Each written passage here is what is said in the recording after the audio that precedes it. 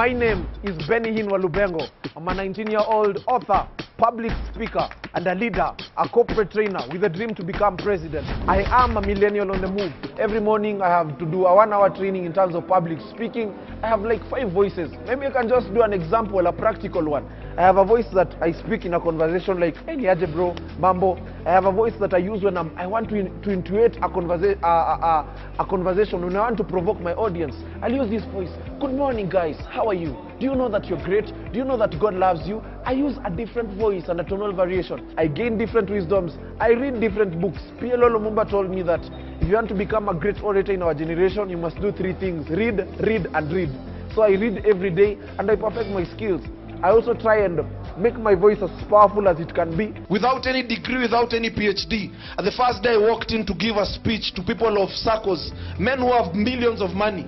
And when I stood there, my boss told me, don't tell them your age first, just tell them the content. So I stood there and told them, you know what? My name is Benny Walubengo. When I stood and addressed the president, I opened with this statement, and I saw all of them raise their heads. And after giving a speech for 20 minutes, I could see them write. Then after that, they said, young man, we can even give you a job. Do you have a passport and an ID? I told them I don't have an ID. That's when they knew that my age. As a young man, I grew up reading books. Malcolm X, Martin Luther King, Nelson Mandela, Mahatma Gandhi, John C. Maxwell. These are books that influenced my world and the spectrum of thought. And therefore leadership was something that was in me. I was very outspoken and very vocal in terms of articulating issues, even in school. So when I go to different schools, sometimes I will see challenges, maybe write an article, or sometimes I will voice out and say, this is a problem that you have as students. And I will take advantage of these student barazas and address these matters.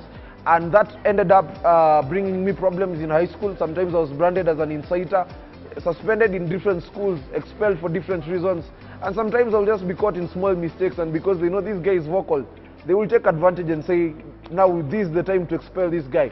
So I ended up being branded, victimized in different ways, and it was a problem at some point until now I met a mentor, and the mentor told me, you know what, you're very vocal, you're very influential, you have a voice, but right now you have to direct that voice towards a cause. And now that ended up helping me now becoming a student who is good in both ways. Yes, I'm vocal, but I also know how to articulate issues when I go to the office, in terms of writing, in terms of thoughts. And now that's how I ended up finishing high school in the good way. But it was very interesting. I met different people from different cultures, different backgrounds, and it also even helped me to become a better person, a better debater.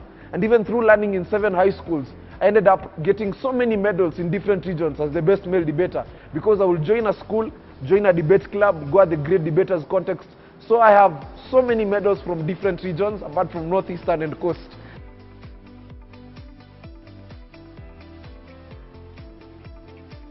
One of the breaking moments for me in life was seeing my mom cry because of these many things that were happening. Because for us, you know, for me, I wasn't understanding who I was. I was in a world where I'm very vocal, and for her, she was not understanding, why is my child like this? And you see, going around with my dad in different schools, my dad is there carrying a box, begging school principals to take me. It was a moment of breakage, you know, and at some point I even asked God, just remove this gift of speech. I no longer need this gift. But my parents kept on believing in me. My mom could pray, my father would pray, and they kept on believing in me, taking me in a different school, and they would tell me, now when you go to this school, we want you to relax, we don't want you to give any speeches. But I would go in a school and find myself speaking. I couldn't control it. But for them, they kept on holding my hand. They kept on praying for me. And 3 months ago, when we were launching my book, I saw them opening their hearts and saying, you know, right now it's when we are starting to understand who our son was.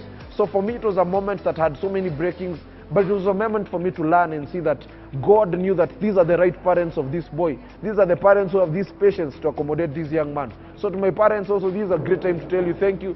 Even as young people, sometimes God will give you parents because He understands that your destiny needs those parents to hold your hand.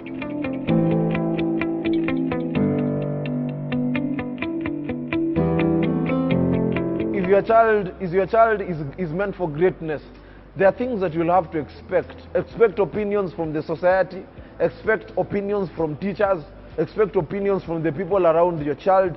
So to whom much is given, much is expected. It reached a time that my father and mother had to dedicate me to many parents as mentors. Now, getting many mentors, that means I'm a cocktail of many people. Allow people also to mentor your children. Allow people to give them direction. You don't know everything about your child.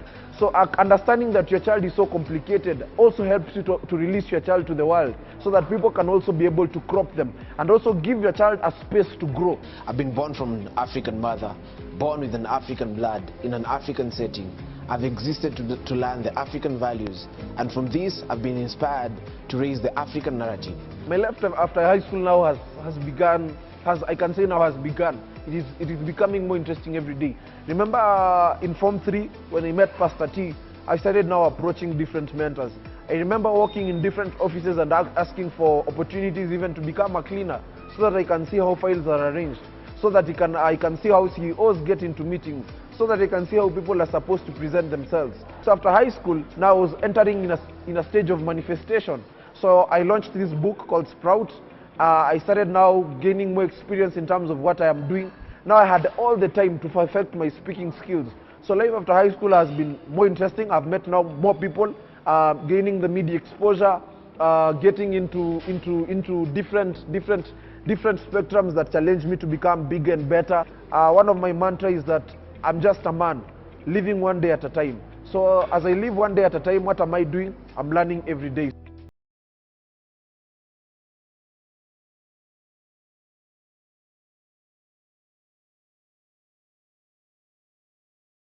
Write speeches every day in my head. For me, I believe in public speaking. I never read a speech. For me, I speak, whether it's 3 hours, 5 hours, I'll speak from my head. It's something I've trained myself from my subconscious mind. So the fact that I've been reading so many books, it's something that has empowered me to write. But when it got so urgent that I need to write this book, Sprout, The Journey of a Dreamer, Sprout addresses the 5 things in life. There are 5 things that any young person cannot choose. You can never choose your parents, you can never choose your background, you can never choose your tribe, you can never choose your nationality, and you can never choose your skin color.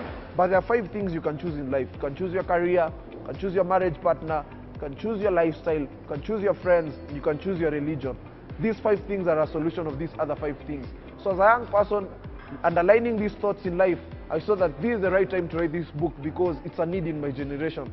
So I always knew I would write, but the fact that I've also been influenced by other writings, other great authors, reading John C. Maxwell, Ngugi wa Thiong'o, Chinua Achebe, Chimamanda, all these great people who have written great books.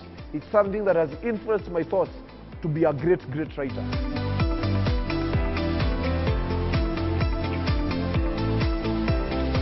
Well, I had the thoughts underlined. Imagine I had already typed the book, and the books were already even in my laptop.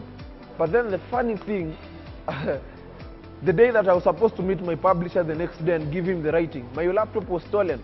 So I had to sit down again and write the book within 5 days because I had the thoughts and I really wanted it. And then funny enough, I had already planned the book launch. I had already hired an MC, a DJ, everything was set. So I couldn't change the date. So I had again to sit down and write the book within 5 days because I had the thoughts in my head. And best of all, I had the conviction. But before that, it had already taken like 1 year. I had the preempted thought. I knew that this is what I want to write, this is what I'll address. When I was launching Sprout, I worked in 14 different hotels, just requesting them for a venue. Telling them, you know what, I'm a 19-year-old young man, I don't have money, but I want to launch this book, so I'm looking for a venue. I have saved up some cash, I can be able to buy snacks so that you can launch this book. I knocked doors in this country. I approached different people, inviting them for the event. Even some people turned me off the last week. But I'm telling you, during that period, I learned so many things. And then during the book launch event, all of a sudden, 380 people attended the event. So to me, it was a big success just on the day of the launch. And I'm telling you, by God's grace, on the day of the launch alone, I was able to make 180,000 from the book sales. My county government, Bungoma, supported me. The governor sent the first lady to represent her, and it was well represented. The event was a big success. Within 3 weeks, I've been able to sell 500 copies of the book. So the book was a success, and I'm seeing even the book is growing in bigger spectrums. I'll be releasing the 2nd edition of the book, which has been edited, and it will be having a foreword, an acknowledgement. I'm also working on a 2nd book called Maximizing Opportunities. So the book is getting bigger and better, the brand is getting bigger. We also have merchandise, the Sprout hoodies, the t-shirts, doing bigger things and mentoring other young people through now the Sprout Foundation. I'm also mentoring other first-time publishers to do bigger things for our generation. So yeah, the reception was great, and I'm thanking God for it.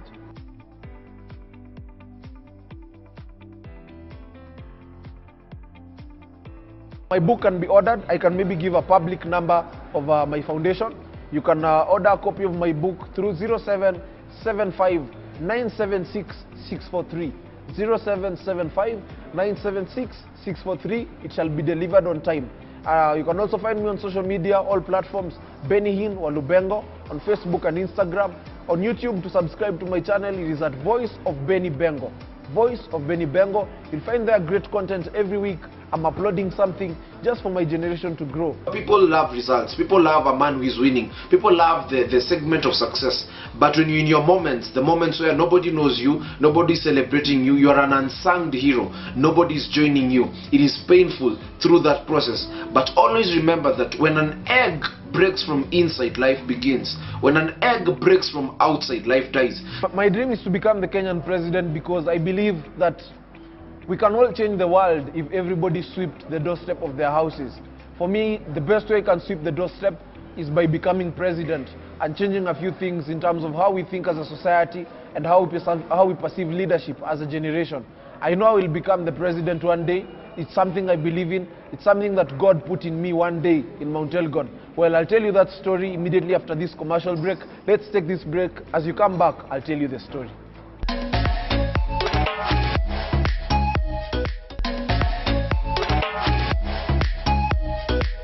The great days of a man are 2 days. The day you are born and the day you discover why you are born. When you discover those 2 days, you can engage with heavens. So when I met this guy, I told him I want to become president. 1. 2. What do you have to do with my vision? You have money, I have a dream. This dream needs money. So I told him what needs to be done. I can just first start by the confirmation that God gave me, young man, you'll become a president. You know, I learned in a school in Mount Elgon. It's called ICFM Dreamland. Then there's a teacher called Mr. Munika. One day he calls me. I never had a very good handwriting. I was always punished because of handwriting issues. I remember one day even there was a joke in class that I have the worst handwriting in the country. And many people used to laugh at that joke, you know. So one day we are called, punished because of the handwriting issue. Then the teacher calls me back and tells me, last week there's a question you answered about a dam. I want you to go to the Kenya Music Festival and give a speech. And I've never been in before any audience giving a speech. Yes, I know I can speak, I do make noise in class and all that. So I tried public speaking for the first time, Kenya Music Festival 2013. I was in class 7 by that time. Then I went to this music festival, and the first time I spoke up to the national levels. The first time. And I remember the first speech I was given at the sub-county levels was, if I become the president of Kenya. I gave that speech in a passionate way. And immediately after giving that speech, I became the first position. The second speech I was given at the county levels is if I become the governor. I gave that speech again, I became position 1. The third speech I was given is I become the Minister of Education. Wow. The third one now, the fourth one I was given at the nationals, if I become the president of Kenya. So it was the second time I was being given this speech. So I went back to school and asked myself, young man, are you a president? Is there a president in you? Now the conviction to become president, the dream, it was a confirmation enough. I never needed any other confirmation. God wanted me to become a president. That is what I was born for. But above that, there is a bigger thing even than being a president. I want to become an effective leader. Being president is just part of my goals, because if I become a member of parliament or a senator, there are things that can only be brought when I'm at the top. So I'll follow the process, but becoming a president will help me ensure that the ideas in my head, I can be able to actualize them if the people ahead of me will not have actualized them. So it's a dream that I'm following. It's a dream that I'm focused on. I'm building capacity for that. In fact, one of my dreams this year is to meet the president of Kenya, and I want to meet him so that he can learn from his mistakes, and he can also just teach me a few things.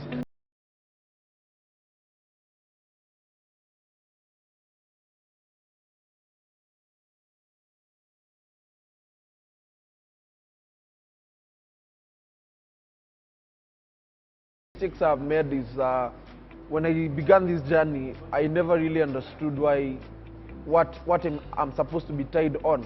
I was doing so many things and I was all over. Being busy is not really being productive. You can be very busy but you're not productive. So some of the mistakes I made is that I was doing so many things, had so many titles, you know, doing this. So I was all over and I was not very effective. until I had to tie myself to one thing, public speaking, and that's where now mentors come in. My mentors told me, you know what, you have to choose one thing. So for me, I'm perfecting every day to become a global public speaker.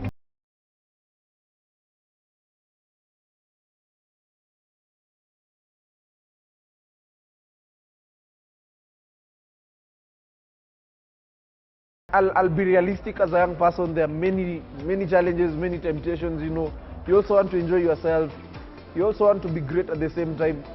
So for me it was a challenge, especially the fact that I also come from the slums where there are different things like crime, there are different things like drugs, you know, sexual immorality, all these things are there. And so with all these challenges, I had to understand, and it had to get deep in my head, that when your dream is too big, some things are too small. One day nilikuwa nimeenda bash, na tukiwa huko bash tukipiga sherehe, ilikuwa road trip. I saw someone send me a message. How are you, Mr. President? I hope you're well. I've just watched your video and you know one day you'll become a president. And I had all the girls around me, tuko hapo tunajibamba, but immediately I saw the message, how are you, Mr. President? That message was enough to remind me who I was. I told them, you know what guys, let me excuse myself, there's something I have to do. And that is the last time I held a bottle of alcohol, because I understood that my dream is too big. I went back home and I really cried and told myself, you know what, you've been wasting yourself. I had to sacrifice 5 things in life. Number 1, I had to sacrifice time. Number 2, I had to sacrifice friends. I had to leave friends, you know, because these friends were not adding value. Then number 3, I also had to sacrifice the good things of life. As a young person, kuna pleasures of life zenye zinabamba, you know, kwenda bash, kuna memorial, you know, all these things. I had to sacrifice many things because I understood that this dream is bigger. I also had to sacrifice myself to the ministry. I had to always be in church. I always had to put myself in a place where I am growing, I'm not dying. And the last thing that I also had to sacrifice, that I've always said in my speeches, is a relationship. I had to leave my girlfriend at some point and tell her, you know what, yes, I love you, you are very beautiful, God loves you, I love the fact that we've met, but you know what, there is a dream that I have. And being in a relationship, I have to give you attention, I have to give you energy and all these things. But for now, it is not relevant. So let me focus on the dream, we can be friends.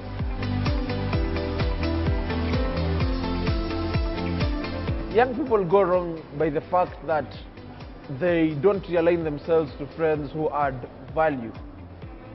I can say that because you have 3 types of friends in life, you know. You have independent friends, you have dependent friends, and you have interdependent friends. Independent friends are those friends who don't care. These are friends who will tell you, you can drink, you can do anything, I don't have any problem with you, as long as we are friends. They won't advise you, they won't tell you anything. Then you have dependent friends. These are friends who suck energy from you. These are friends who are there to use you. These are friends who are going to make sure that you're destroyed.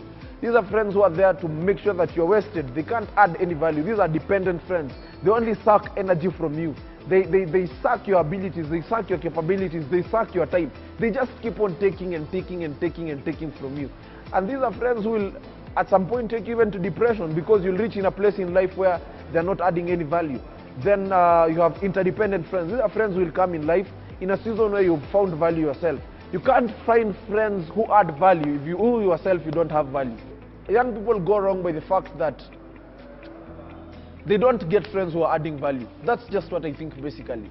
But the moment you have friends who are adding value, and the best friend number 1 is Jesus. When you find the best friend who is Jesus, who can add value, having a supernatural force that rules over your life. Because as a young person, I'll tell you something, that you can have all the degree, you can have all the abilities, but there's a place where favor can locate a man. I've been able to do a number of things by the fact that I have friends who add value, friends who can recommend me in a room full of opportunities, friends who psych me up every day. When you're thrown in the pit, you're lonely. But when you're thrown in the pit, you come out there with lessons. You become a lion. My biggest lesson in life is that people need you. So you can't afford to give up.